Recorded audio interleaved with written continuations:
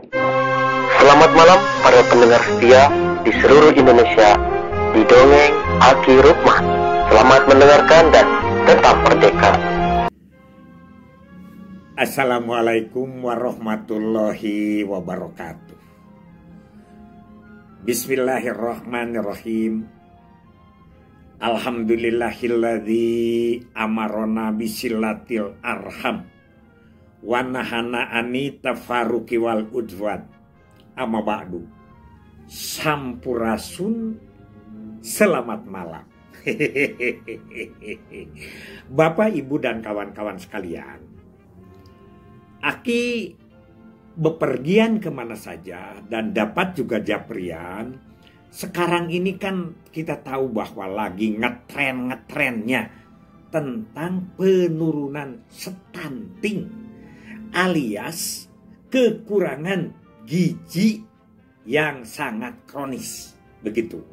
Walaupun ini sudah kita bahas bahwa kita membahas atau mengusahakan kenaikan gizi ini sejak mulai tahun 70-an, tapi tetap kita belum juga berhasil.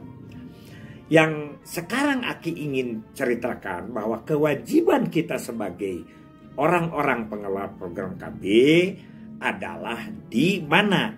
Di preventif. Setelah kuratif adalah orang. Preventifnya di mana? Tentu saja adalah di pranikah, saat pemeliharaan ibu hamil, terutama dari aspek-aspek psikologis. Ada sesuatu yang kita itu sebetulnya bisa langsung memantau dan sekaligus memperbaiki, yaitu tentang perkembangan anak. Perkembangan anak ini berada menjadi sebagian besar kepentingannya atau tugasnya ada di kita. Di mana perkembangan anak ini kita punya BKB, Bina Keluarga Balita. Karena BKB itu bagaimana kita mengajarkan pola asuh kepada orang tuanya yang kemudian kita pantau di aspek perkembangan anaknya. Nah, ini yang kadang-kadang kita tidak nyambung. Kalau kita rajin memberikan aspek perkembangan kepada orang tuanya, tapi kita tidak pernah atau jarang begitulah, kalau tidak pernah salah ya. Jarang kita memantau bagaimana hasil daripada perkembangan anaknya. Banyak BKB, nah karena alat sarana pemantauan itu adalah kita sudah tentukan KKA, kartu kembang anak.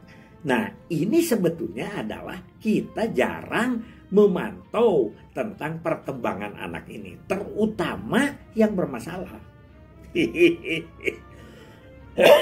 Begitu, mohon maaf batuk, nggak apa-apa, kita lanjut aja.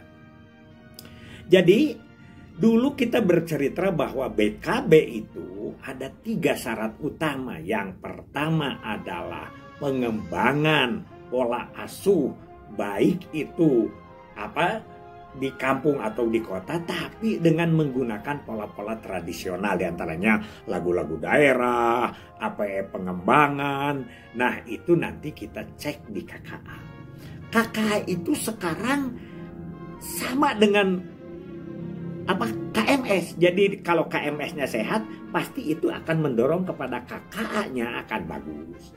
Kalau KMS dan KKA-nya lulus di 7 aspek perkembangan, insya Allah anak itu dipastikan tidak stunting. Namun sejak kita mendirikan BKB, belum pernah 100% kita punya KKA. Bukan sekarang saja. Nah seharusnya sekarang sudah mulai agak meningkat kepunyaan KKA. Bahkan KKA sekarang pun jangankan di BKB pada umumnya ya, di kantor-kantor pun banyak Aki mencari agak susah.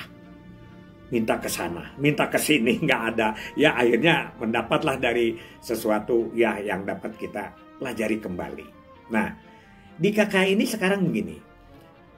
Setelah BKBHI, BKB Holistik Integratif, maka si PAUD ini TK, sekarang guru-gurunya atau lembaga-lembaga itu minta bila anak masuk ke PAUD atau TK harus melampirkan KKA atau aspek perkembangan.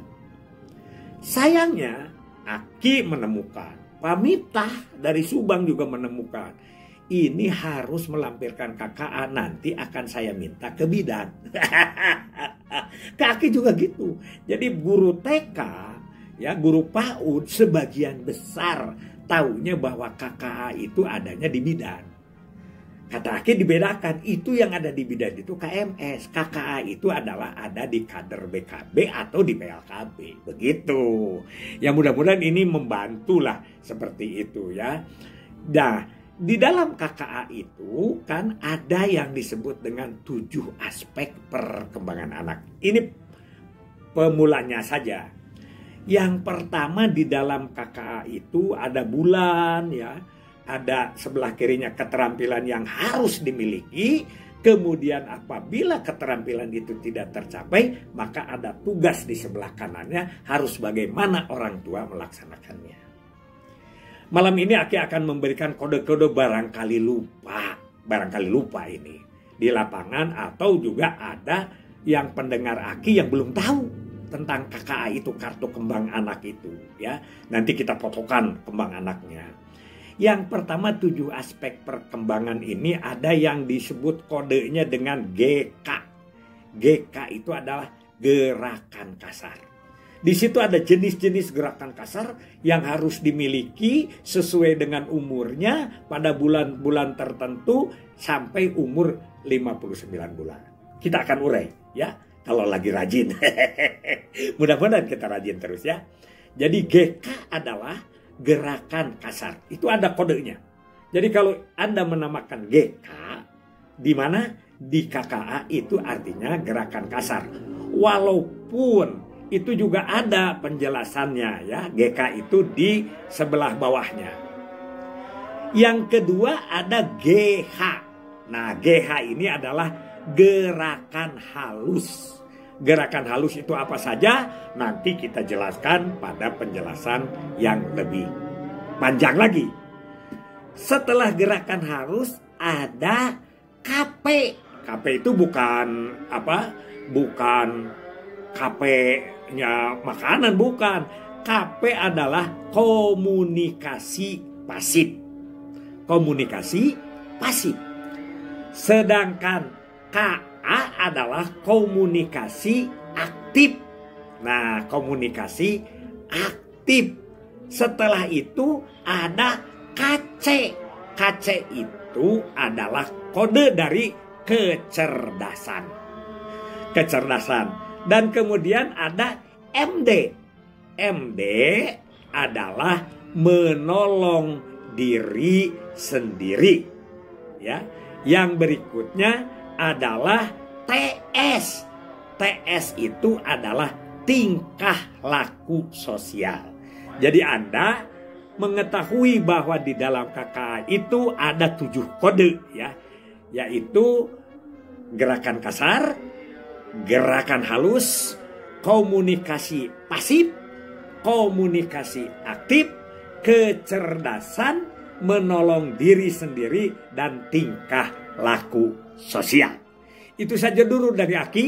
Mudah-mudahan ada manfaatnya. Billahi fisabilillah. Wassalamualaikum warahmatullahi wabarakatuh.